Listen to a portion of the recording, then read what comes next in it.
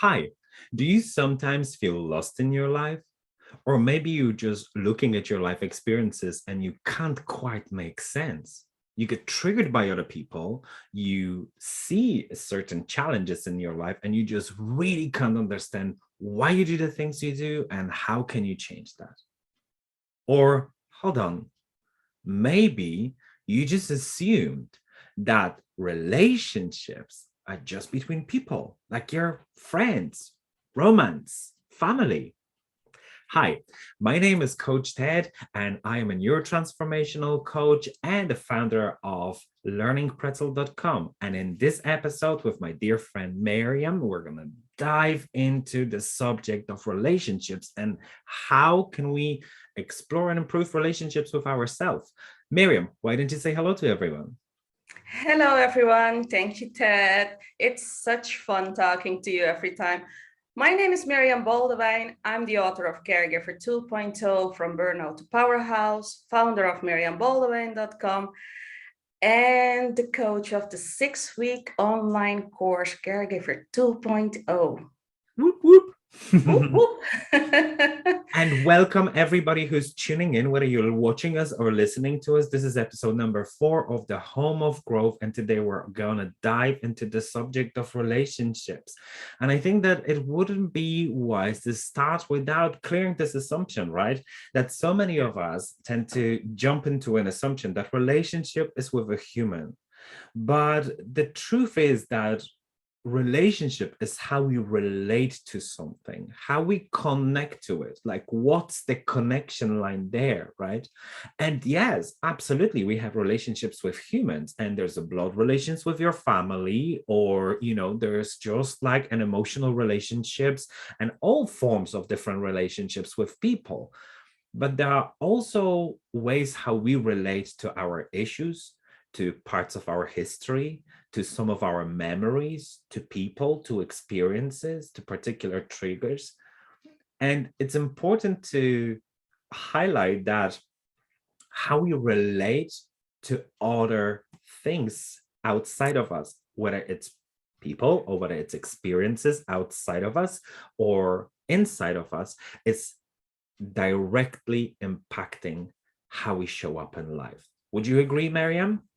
Yes, but I'm wondering, Ted. Tell me, how do we create relationships? This is such a good question. I love that. And I'm sure that if it's landing for you guys, if you're tuning in, you're watching us, listening to us, please make sure that you pop a comment and let us know whatever it is that resonates with you and whether some of those things are really landing for you. We love to hear from you. And as always, we want to make sure that this is a dialogue, not a monologue. So we invite you to reach out and connect.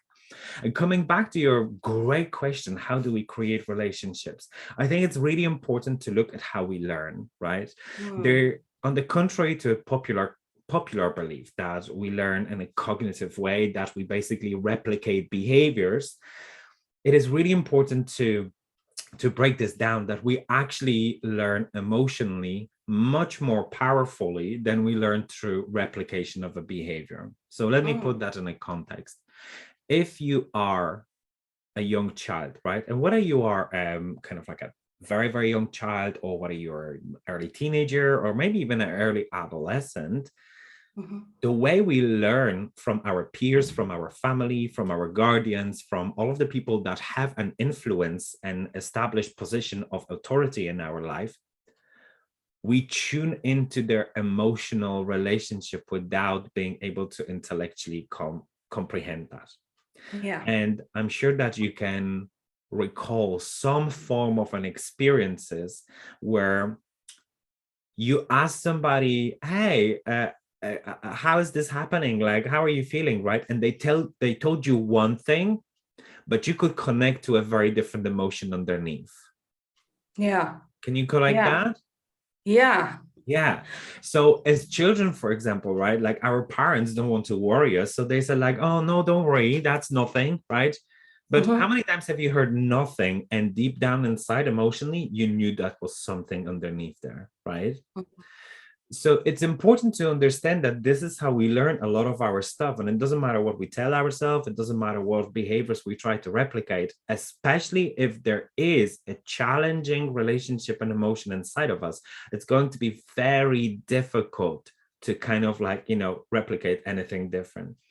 And it's really, really important because very often we have a difficulty with, like we have difficult relationships with us having an experience of something like an emotion or resistance or fear and things like that.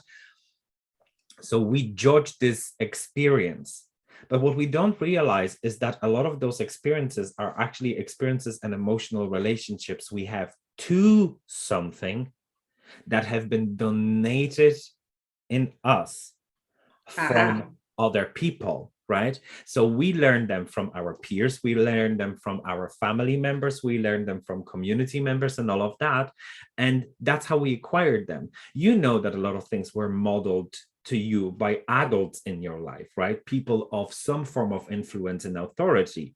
So without fully realizing it and without fully being conscious of it, we try to replicate that.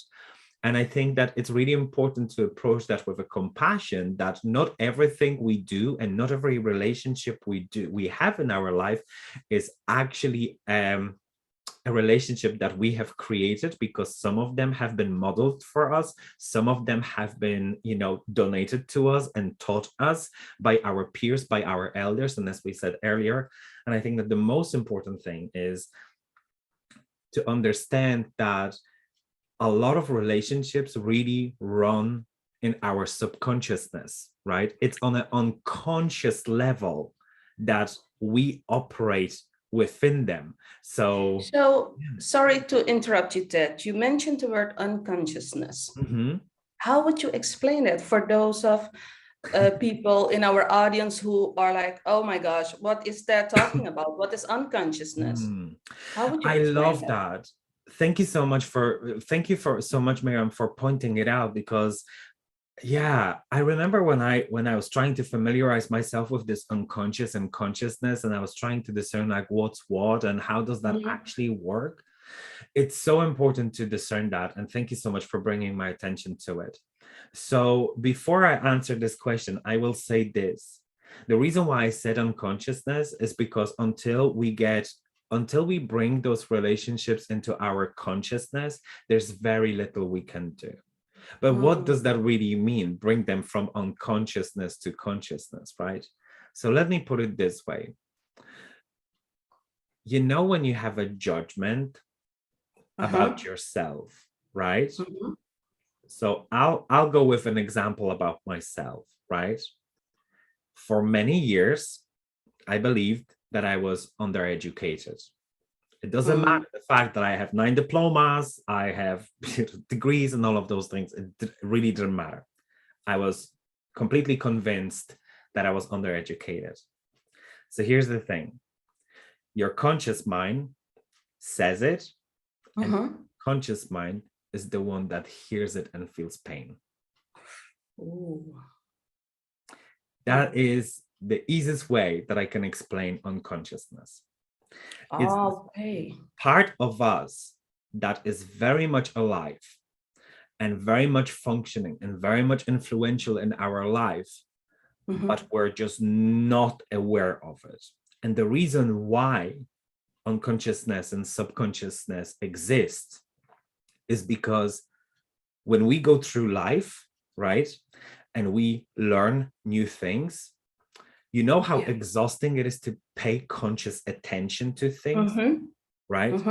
So our brain is all about preserving our energy. And one of ways to preserve energy is to automate what we do, automate some processes so we don't require a conscious attention when we do them. Yeah. So it creates an unconscious level where a lot of our deep beliefs, a lot of our deep thoughts that have been created over a period of time, that have been repeated into so many times that they operate on an automation, are there so we don't pay conscious attention to it. For example, walking. When you need to go to the toilet, you don't go like, hold on, is that my bladder? Is this, is this that, right? So you just kind of like, you don't really go through this, you just get up and walk. And unless you have obstacles in your way, then it comes into your consciousness, because you go like, hold on, how do I get about that? Unless you're going through this is so interesting, but I do have another question for you. Sure. Ted, because for a long time I wasn't aware of relationships. So how do we recognize relationships? And this is such a great question again, Mary. And I'm glad it took me a long time. And I'm so glad that we're going to dive into it, because you see, when we are aware of the fact that a lot of the relationships that we have are based on thoughts and emotions and all of the things which is in our consciousness, right? Recognizing them is incredibly important. But how do you recognize the relationships? Is an incredibly important question. So one of the things that we do is, when you recognize that there is a strong emotion in response to something, right? Whenever you feel strongly triggered by an experience, that usually indicates that there's some form of a connection or a way or conditioned way how we relate to it. And I know that this concept is quite strong, so just bear with me. If you are afraid of something, then you are experiencing fear. But that fear can be based upon a relationship you have with something. So is it a lack of safety in general? Or is it a relationship that you have developed over a period of time with a particular thing? Most common thing is failure. And I'd love to talk about that, because I think that this is something that's incredibly present to many people, and especially to a lot of our audience. When we fear failure, it's usually because all of the relationships and the emotional relationship we have with the concept and the perception of failure. Because what failure really is, an unsuccessful accomplishment, right? That's what we describe as. Okay, you failed, you didn't succeed. So it's opposite of success, right? But then depends from one person to another, right? Which is exactly why we very often invite people to work one-on-one with us, because the way I perceive failure can be different than you, and we can have common points, but it's going to have a different triggers for either of us, right? And the reason why one-on-one work is very important is because then it gives you then it allows you to create like a tailored plan that kind of like goes and dives. Absolutely. And to make the most sense, because it's a challenging concept to explain, but if I was to really look into explaining like what is a relationship with a failure, right?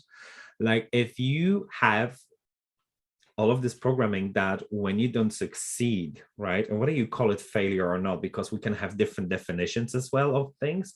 But if you have, for example, an attachment that a failure is a disappointment, right? It's something that you have from your past, that whenever you failed, you were ostracized, you were criticized, you've heard that you were useless, you've heard that it was a lot of different things. You have a relationship with failure. Because through what was said to you, through the way you define it, through the way you feel, through all of those things, they all impact how we relate to the experience. And that is the relationship. That's the relationship with, for example, with failure. So if you are feeling upset, if you're disappointed, if you're scared, if you're, if you have all of those experiences, how you relate to that experience is the relationship. And very often it's not the experience itself that's problematic for us, it's how we relate to that. Yeah. This is exactly how we're coming over to the subject of the relationships, right? And Yeah. one of the most important things is to really recognize that you have a relationship to something, right? And ask yourself, what am I experiencing? And what is it bringing into my attention? So if you are feeling unsettled with something, right? For example, for me, there was a period of time in my life where I felt really lost. I Yeah. felt very unhappy. I was sad. And I was also blaming everyone around me for what was happening in my life. Mm. Because if you peeped me off, I blamed you. Yeah. But then the problem was that whenever I went into looking for solutions, right? Because I wanted to fix it, but whenever I went into the solution, it just directed it towards me. And then suddenly I came into facing, the wall of resistance, right? The famous wall of resistance when we do the personal development work, right? It's like hands up if you can if you can relate to that, right? If you feel that there's a resistance when you're diving into the concept of, of personal development, what it usually means is that we just don't want to admit the things that show us in a negative light. Yeah. Right. It's so relatable, Ted, because you mentioned some things, blaming other people. When I burned out, I was lost. I didn't Mm. know what to do. I didn't know how to look at myself. I didn't know, how to stop blaming others for what was happening, for my feelings, for my emotions, And that's so and huge. now that we're talking about this, that when many people hear the word relationships or relationship,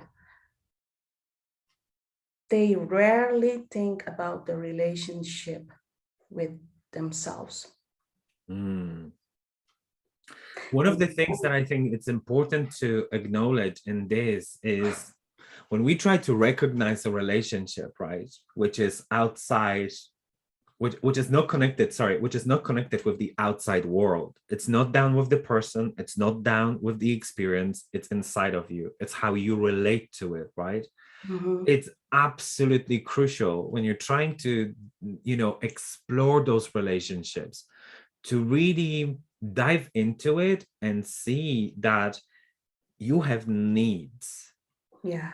and recognize what those needs are, what the expectations are. And I think even it's beyond anything else, is recognize that only you can truly fulfill them. Yeah. Right. Yeah. This is so true. So, Ted, can I tell the audience how I did it, how I started to work Yeah, on my relationship with Miriam? absolutely. And I was going to ask you actually, because one of the things that I know was the hardest for me was Mhm. acknowledge that relationship because it was negative, right? But then once I've really worked through the wall of the resistance to admit that I have a relationship and it's challenging and it shows me in a negative light because I didn't want to take a responsibility, for fulfilling those things, and I was Mhm. placing that responsibility on everybody else. So if you were my partner, I expected you to make me happy, right? And I know that Yeah. today a lot of people know that, nobody from outside of you can do that, but it's still really difficult to explore it. And a lot of people, I think, are afraid to speak about it. Yeah. So one of the things that I know, we were talking about it as well in preparation, right, was that, you know really understanding, recognizing a relationship, right, and recognizing that inside of that relationship you have needs that only Mhm. you can fulfill. And then on the other side, that whenever you try to do that, and whenever you're diving on any personal development or growth or any sort of a process that involves change, it's so important to look at it in a retrospective. of Yeah. where you've been, and not to compare yourself to other people, but to Ooh. who you have been earlier on this journey, because comparison by itself has no harm. It's just how we abuse ourselves with the results that come out from this comparison. So with this in mind, what was really important in your journey to really dive into those relationships? What would you say, Meriam, were the key factors of how you dealt with it? So first of all, it wasn't easy, right? I Sure. really had to work hard on this. I didn't look at myself with curious compassion, Ted. Mm. And, as I'm saying this, I'm getting goosebumps. I didn't look at myself with curious compassion, and it was not easy for me to do a simple thing like just hugging myself. You mentioned earlier that some of us say my partner or my loved one should make me happy. He should hug me and show me love. No, why don't you hug yourself every now and then? Show compassion. And That's something I had I to just want to learn. interrupt.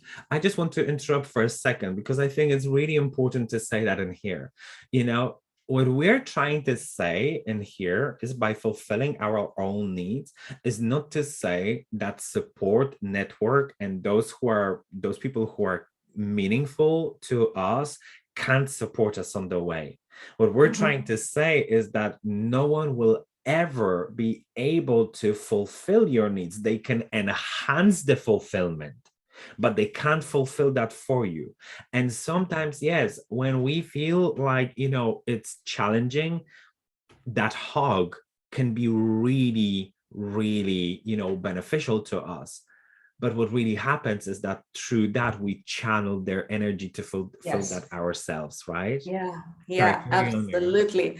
So, and one other thing that I had to work on was evaluate my, different areas in my life, like my health, Yeah. spiritually, my emotions, even my time, Mm. even my time. So it was hard work for me, Ted, but just like you, it's an ongoing process. Right. It's an ongoing process. Mm. So, and because I worked hard on myself, Ted, I am grateful for many things. I have a I question. I have a question for you though, because gratitude is something that comes from a perspective of time, right? We can only truly see the lessons and be grateful for them on the other side of the experience, right?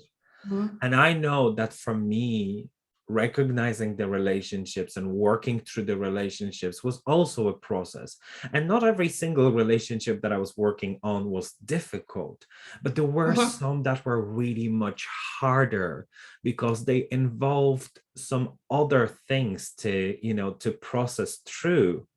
And it was really challenging because when I was going through them, until I really got a little bit of a guidance, because some of the relationships we can just run wild with them and we can really just, go through them instinctually. Because Yeah. let's not forget that there's a bank of a natural wisdom inside of us that very often can guide us through this process. Yeah. And at the same time, some of us might need a little bit more assistance. So if some of you guys have been trying to work on the relationships with yourself and you feel like you're keep getting, back into the square one, or that you're just not able to create those results, I really invite you to reach out to either of us, and we would love to talk to you. But Miriam, I'm really curious, Mhm. when we look at it, that the process of working on a relationship is an ongoing process, right? But on the other side of every step, there's always something that can be only seen from a retrospective perspective, right? So what were some of the things that you have identified that as you worked through the relationships, you were able to experience on the other side? So one of the things I worked on was forgiveness, right? That's Miriam had to forgive herself for blaming other people of how she was feeling. Miriam had to forgive herself for not practicing self-care and not taking good care of her own temple that's and deep thus her digging. health. It was hard. It was hard. Miriam had to be mindful, pay attention that she was not too busy. And if she was, doing some breathing exercises. And then she had to forgive herself again. Right, right. And would you say then that the gratitude came after that or before Yes. that? The gratitude came after that. I was thankful for forgiving myself. And And one paying more. question, Sorry. No, you're okay. Did you know that would happen on the other side when you started this journey? No, I didn't know, but I was curious. Yeah.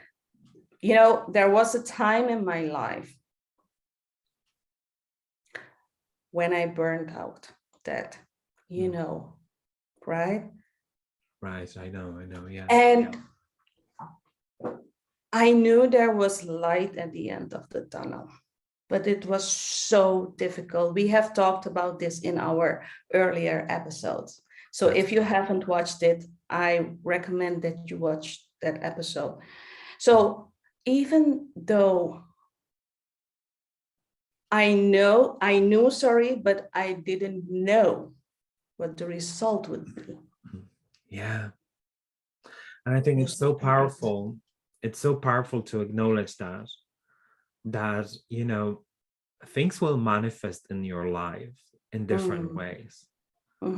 And sometimes we're able to identify really where they will lead us. But a lot of the times, we just don't know what's going to be the outcome. And what's your story and your journey is going to be different than anyone else because you are unique. There's going to be a lot of similarities between us, but there's also so much of a uniqueness, how we've created things, how we've acquired, who donated them to us, how did we learn them, how did we repeat, what cycles did we break, what did we not break.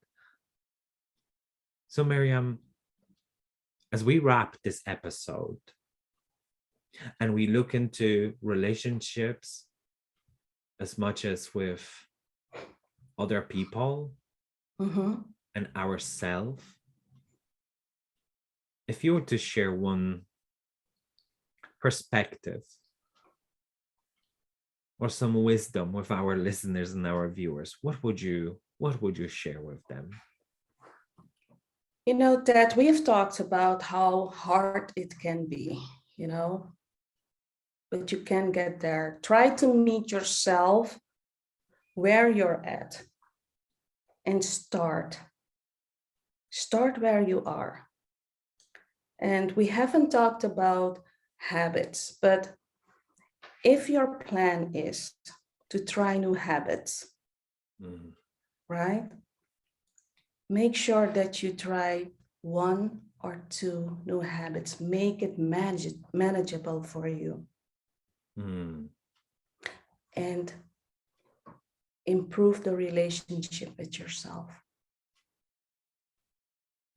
Yeah, I think that this is a very good point. We might do another episode just specifically about creating habits and managing habits because it's really important. And I think there's so much to it. But just to wrap this episode about the relationships, what I would like to share with all of you is this.